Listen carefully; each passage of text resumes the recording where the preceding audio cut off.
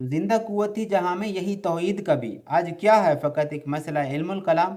یہی توحید تھی جس کی وجہ سے مسلمانوں کے اندر اتنا جوش اور ولولہ تھا کہ وہ جیتی جاگتی ایک قوم تھی۔ آج کیا ہے؟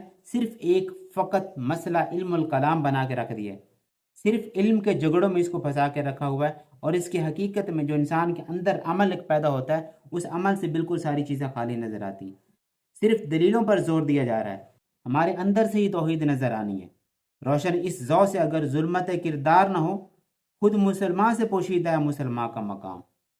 اقبال شعر میں کہتے ہیں کہ جب تک توحید کی اس زندہ قوت کی روشنی سے مسلمان کے عمل اور سیرت کی ترقی میں تابناکی پیدا نہیں ہوگی، تب تک مسلمان توحید پر عملاً کاربند نہ ہوں گے، تب تک مسلمان کو اپنے مسلمان ہونے کے جو راز ہے نا وہ بھی سمجھ میں نہیں آئے گا۔ رسول اللہ صلی اللہ علیہ وسلم کا کلمہ پڑھ کر توحید کی تیغ کو لے کر پورے جہاں میں اسلام کو پھیلانا، یہ چیز تھی۔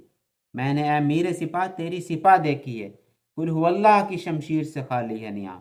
اے مسلمانوں کے قائد اور رہنما، میں نے تمہاری لشکر دیکھی، اس کے پاس جو میان ہے وہ قل هو اللہ کی تلوار سے خالی ہے، یعنی توحید کی روح اس میں نظر ہی نہیں آتی۔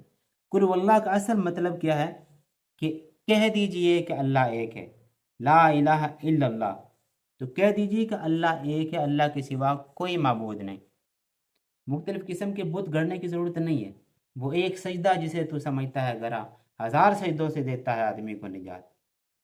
اس راز سے واقف نہیں نہ ملا نہ فقی، وحدت افکار کے بے وحدت کردار ہے خام۔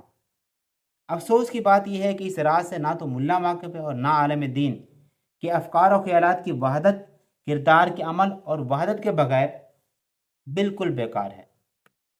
یعنی افکار کی وحدت بظاہر ایک اچھی بات صحیح، لیکن جب تک اس کے ساتھ وحدت کا کردار عمل نہ ہو تب تک اس کے اندر کوئی پختگی نہیں آتی۔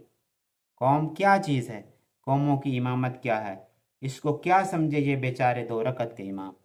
ان لوگوں کو کیا معلوم جو صرف وقتی موسمی بٹیرے بن کر، موسمی ملا بن کر اور موسمی اپنے اندر ایمان اور کردار پیدا کر کے لوگوں کے سامنے لیڈرشپ کرنے کے لیے آ جاتے ہیں اور قوموں کے لیڈر بن کے آ جاتے ہیں، جن کو قیادت کی الف بے کا بھی نہیں پتہ ہوتا۔